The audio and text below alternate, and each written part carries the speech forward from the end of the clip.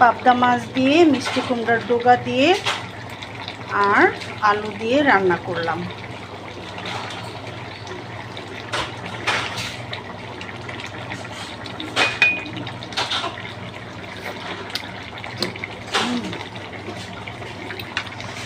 সেই মজা হচ্ছে, আপনারাও ট্রাই করতে পারেন।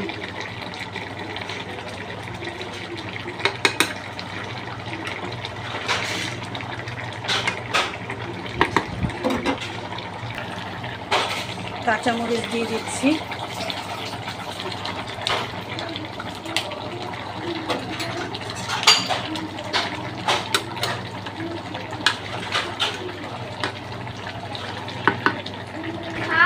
হ্যাঁ, দিয়ে দিচ্ছি এখানে ধনেপাতা।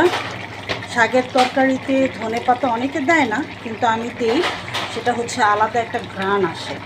ধনেপাতাটা আর শাক মিলে খুব সুন্দর একটা ঘ্রাণ আসে, এই জন্য আমি ধনেপাতাটা দিই।